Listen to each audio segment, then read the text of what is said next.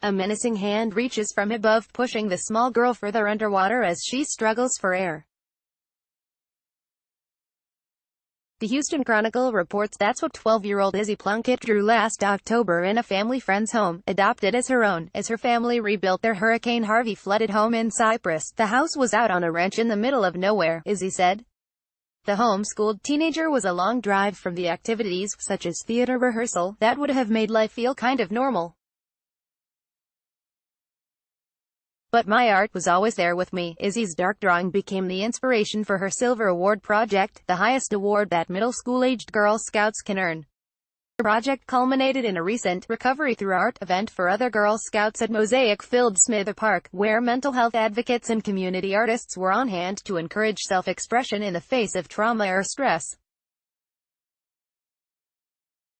With fruit-shaped pins and a bow in her hair, enthusiastic Izzy, now 13, was there, too, kicking off the event with a short speech and teaching other girls how to draw at the sketching table. Sometimes, whenever something bad happens to you, like Harvey or a loss to the family, it can make you very upset, and you don't want to keep that all inside of you, Izzy said to the girls gathered around her at Smither Park.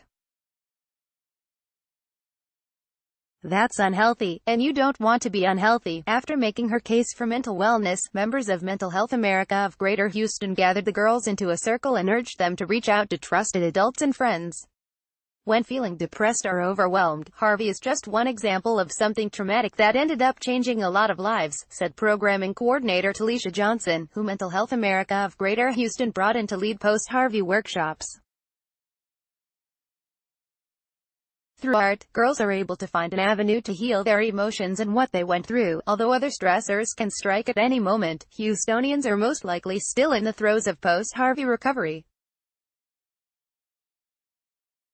Disaster research has found mental health needs peak around 18 months after the traumatic event, and recovery can take anywhere from 3 to 5 years, said the chapter's chief operating officer, Alejandra Posada.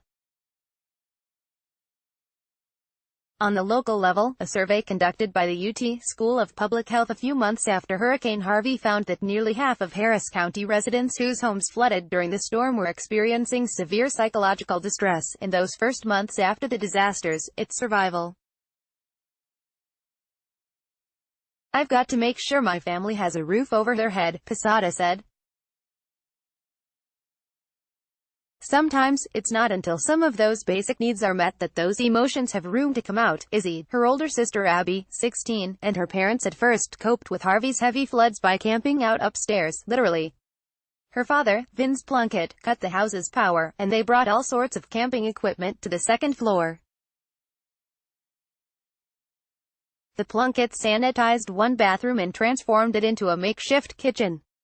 A week later, they evacuated to a friend's house in Hockley. The experience of flooding, evacuating and tearing apart their home rattled Izzy, said her mother, Jennifer Plunkett. She shut down verbally, and art kind of pulled her out, Plunkett said. It got her talking about how she felt. That started with an activity called Inktober, in which artists across the country vow to make one original drawing every day of October. Izzy followed a list of prompts as inspiration for her sketches, and in response to one, she drew a girl being pushed underwater by an oppressive hand. She drew this picture, and when I first saw it, it hit me, Jennifer Plunkett said. It was very hard to see her drawing that. Gunnar Rathbun, AP Images for Walmart. With encouragement from her family, Izzy recreated her drawing with watercolors and entered it into a children's mental health-related art contest organized by Mental Health America of Greater Houston. She won first place, which came with a scholarship for art classes at the Museum of Fine Arts, Houston's Glassell School of Art. A few months later, the family visited the mosaic-covered Smither Park, a project of the Orange Show where a variety of Houston artists have crafted small sections of the walls, pavilion and picnic tables into creations of their own imaginations. He was captivated, and she got permission from the park to create a mosaic at the base of a park lamppost. Next, she gathered tiles, plates and other ceramics damaged by the storm's flooding from more than 20 neighbors and used them to bring her watercolor drowning girl to life. The girls who attended Izzy's event on November 17 got to contribute to the Orange Show project, too, as volunteer artists helped them break apart recycled plates and plaster them to a new section of the wall. Girls ran between stations trying their hand at all kinds of art, playing guitar, painting, writing poetry, drawing, watercolors, and even pin making. 2 attendees, sisters Caitlin and Sophia Lowe, ages 9 and 12, spent a while with Izzy as they sketched, and she taught them how to draw anatomically correct human forms. The sisters had to evacuate their home during Harvey-related flooding, too, as neighbors pulled them to dry land. The experience wasn't a good one, it was very stressful, and it was hard to think that things were going to get better, Sophia said. We moved into my dad's apartment for a few months while the house was being fixed, but we weren't sure how we were going to afford things. Sophia said she coped with the stress through drawing, which is why she was excited to go to recovery through art. We learned a lot in the circle, she said. A lot of emotional intelligence was gained, and as an artist, I think I learned a few things too. Another scout in Izzy's troop, 13-year-old Kate Law, said she already sees a therapist sometimes. And she knows about mental illnesses and how to cope with them, but she said it was still nice to see that others her age are learning and talking about those issues.